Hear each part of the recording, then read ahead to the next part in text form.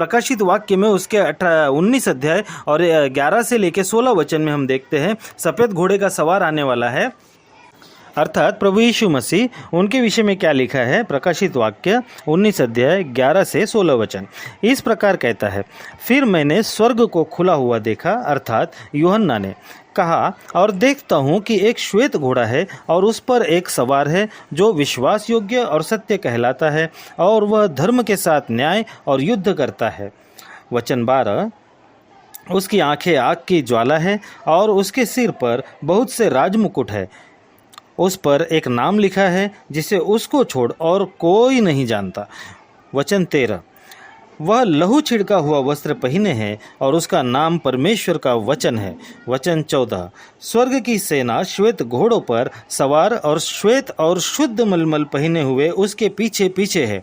वचन 15, जाति जाति को मारने के लिए उसके मुंह से एक चोखी तलवार निकलती है। वह लोहे का राजदंड लिए हुए उन पर राज्य करेगा और सर्वशक्तिमान परमेश्वर के भयानक प्रकोप की जलजलाहट की मदिरा के कुंड में दाख रौंद देगा। बिल्कुल उसी तरह मेरे प्रियो, जैसे आज उसके लोगों को रौंदा जा रहा है, छल किया जा रहा है, सताया जा रहा है, पीड़ित किया जा रहा है, वध किया जा रहा है, मारा जा रहा है, कुचला जा रहा है, पूरी उत्पीड़न मचा रखा है सारे संसार में मसीहत का। उसी प्रकार वचन कहता है, जाति जाति को मारने के लिए उसके मुंह से एक चोखी तलवार निकलती है। वह लोहे का राजदंड लिए हुए उन पर राज्य करेगा और सर्वशक्तिमान परमेश्वर के भयानक प्रकोप की जलजलाहट की मदिरा के कुंड में दाख रौंदेगा।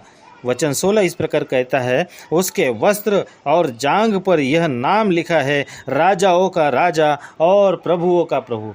सो मेरे प्रियो, जब राजा दाऊद जानता है कि मेरा प्रभु जो मेरे कुल से जन्म लेने वाला है वो सृष्टि के अंत में एक सफ़ेद घोड़े पर सवार होकर आएगा, जिसके हाथ में लोहे का राजदंड होगा, जिसके मुंह से एक चोखी तलवार निकलेगी, जो सताने वालों को, उत्पीड़न करने वालों को, लोगों की, परमेश्वर की प्रजा को मारने वालों को, और दाख की बारी में जैसे दाख रौंदा जाता है वैसा रौंदा जाएगा। सो परमेश्वर का दास दाऊद अपने उस प्रभु यीशु मसीह के अवतार को उस घड़ी में देख पाता है और वो उसका परस्पर आदर करता है और घोड़े पे विराजमान नहीं होता, बल्कि हम अगर दाऊद के वृत्तांत में उसकी कहानी में देखें तो उसने कई घोड़ों की पैरों की नस काट दी थी और खच्चर पर वो सवार होकर घुमा करता था। उसने अपने जीवन काल में अपनी सारे युद्ध का, अपनी सारी लड़ाई का, अपने सारे संग्राम का श्रेय प्रभु यहोवा को दिया हुआ था। वो कितना परस्पर आदर करता है, जबकि